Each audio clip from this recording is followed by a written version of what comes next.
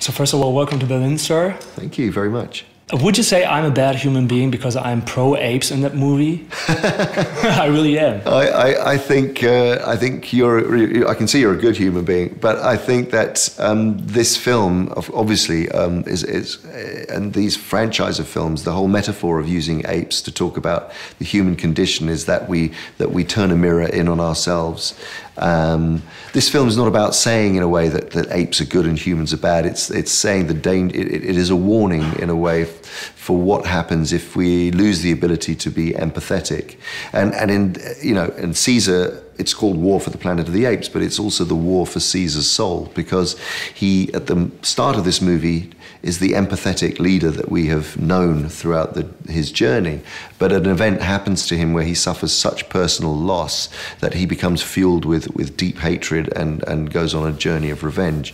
So he almost becomes a darker, badder person as a result. If you like, in war there are no winners. In war there are only survivors and great losses. So it's. So I think it again. It's a sense of not seeing the differences between apes and humans, but respecting both species. The point of what we're doing, and I love that you see this idea of the perspective, because I wanted it to be almost like a Hitchcock film, and Hitchcock would use the film visually to put you in the shoes of a character who you are not, and in this case, a creature who you are not. And the whole point in Planet of the Apes, in this iteration for me, is to hold a mirror up to ourselves. We're going to recognize ourselves in the apes. So really the most human characters in the story are the apes. So if you're seeing that, then we're doing something right. So that makes me feel good. That's great. Would you say that a reboot of Mankind will be happening at a point, maybe one day? A reboot? Yeah. You mean a destruction that we'll have to start over again? I hope not. I really hope not. I have a son, and I think that the hope for the world is empathy. That the whole point of the story, and it's Caesar's challenge in this story.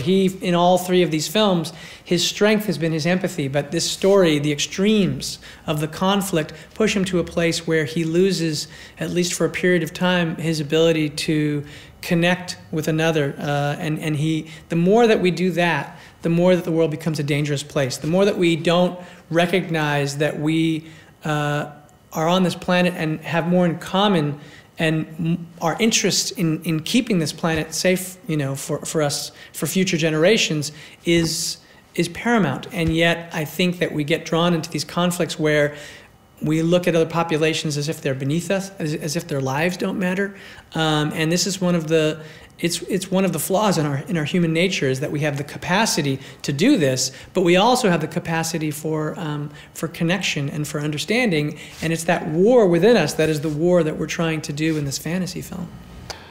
Well, I think we're in a position where we have to decide how we move forward hugely, because it feels like we're on the brink of big changes politically, the way that we relate to the environment, the way that we are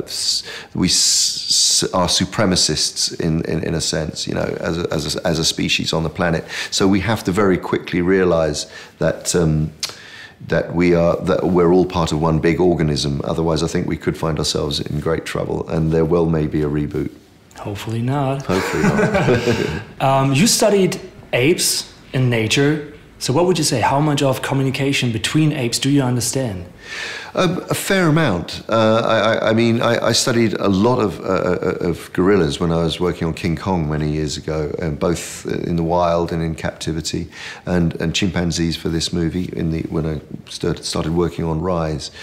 So you can very much read sort of generic behaviour, but what you realise very quickly is that that is only generic, and although there is a pattern that you can observe, there are certain calls, vocalizations that they make, expressions that they make, that actually they are so individual. And it's like saying, what's it like studying humans? You know, that you can literally go in and see so many different characters. And I remember going back to King Kong days, working with a troupe of 23 gorillas that I was following in Rwanda, that you could see real individual characteristics between the patriarch, the mothers, the young kids, the teenage boys who are always fighting, you know. So you very quickly stop to think of them as a group and see individual character. So is it true that monkeys like to throw shit at you if they don't like you?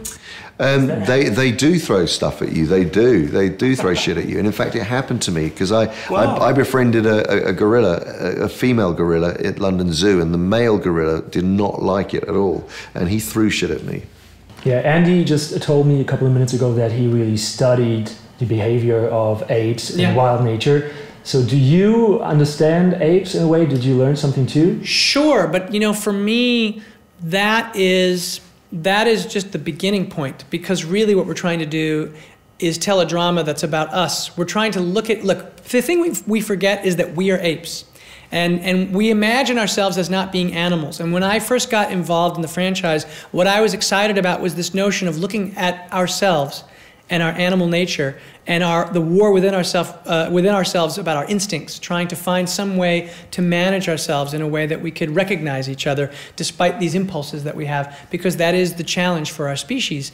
And so as much as this story is about apes and is meant to make you think about the way in which we view animals, other populations that are different from us in ways that we don't value their lives as much as we should, it's really, for me, mostly about us looking at ourselves. And so the most important thing I was looking at was human behavior as exhibited through apes. And I think that an audience can engage in it because there's just enough distance, and yet you have the uncanny experience of looking at these apes and seeing yourself. And I think that that is our unique spectacle, because these are summer movies, right? So in summer movies, the spectacle is usually a tremendous amount of action or the character having some kind of superpower. In this, it's about relating emotionally to a creature that is not you and understanding that your sympathies and your empathy should be extended to others. What was the reaction of your family and friends and their feedback? My son is too young to see it, so he has seen little bits of it, and he's very excited but also scared. My wife has seen a version of the movie, because we only just finished, that was with Andy Serkis, not yet an ape. And she liked the movie very much. She was very, it's interesting what you say, because what she said to me was that she was upset by the movie because she said it reminded her of the situation that we are in on this planet right now. And she was like, she just has this anxiety about the possibility that we might destroy ourselves.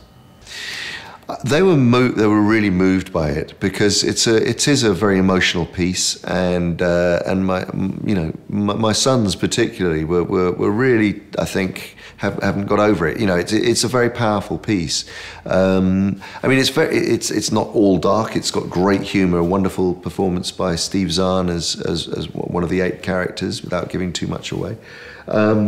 And great compassion as well. The young Nova, played by Amaya Miller, you know, she becomes almost like a conscience for Caesar on his journey.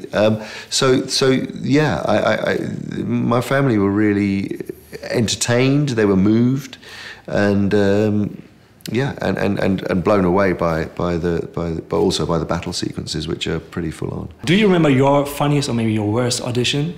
Ooh, let me think. Auditions are strange things, you know, very, very strange things.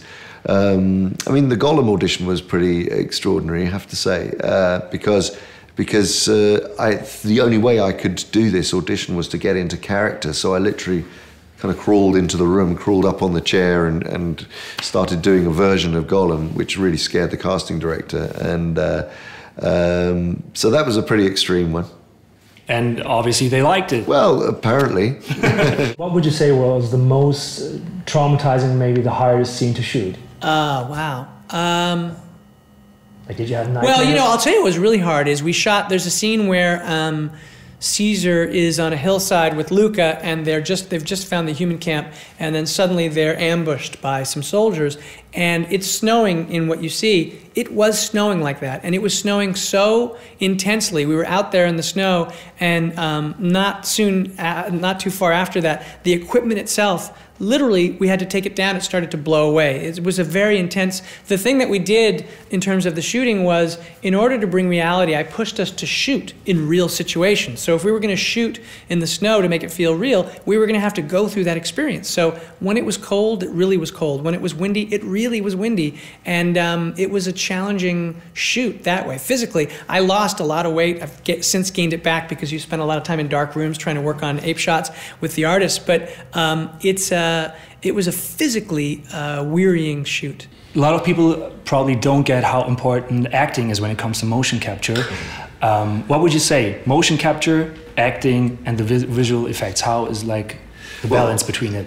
It's the performance is authored by the actor on set and with the director, so it's no different to shooting a live action movie. You are the creator, the sole creator of the performance, and everything that you do, all your facial expressions, your acting is there. So what the animators are brilliant at doing, the skill that they have, is to take the performance and without changing it at all, to put it onto the physiognomy, to the face of the ape, without losing in translation any of the emotion of the original performance.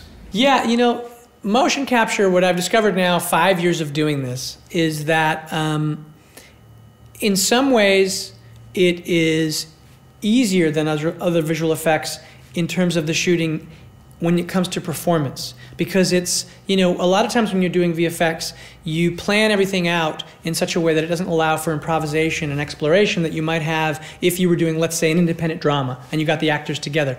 The way that I get to shoot this, the actors are all playing together, and if an idea comes up, I can change everything. It doesn't have to be locked into the shot. That part is actually easier than most VFX, but that's the only part that's easier. Everything else is much harder. You then have to get those shots again. That's very, very difficult so that you can put the apes into them. And then the hardest part is that we spend a year in post working with the artists at Weta to try to draw the emotions that are on the actors' faces onto the faces of these apes, and the anatomy is different. So we get into this interpretive thing with, I start asking the animators, I'll say, well, from a director's standpoint, what I'm seeing, for example, on Andy Serkis's face is that he's angry, but he's also sad. And Caesar right now, in the animation you proposed, is just angry. How do we get that sadness? And they have to look for those elements that are on his face and how to interpret it. Because Andy's mouth is not Caesar's mouth. Andy's brow is not Caesar's brow. So it takes a tremendous amount of detail and artistry, and it takes a long, long time.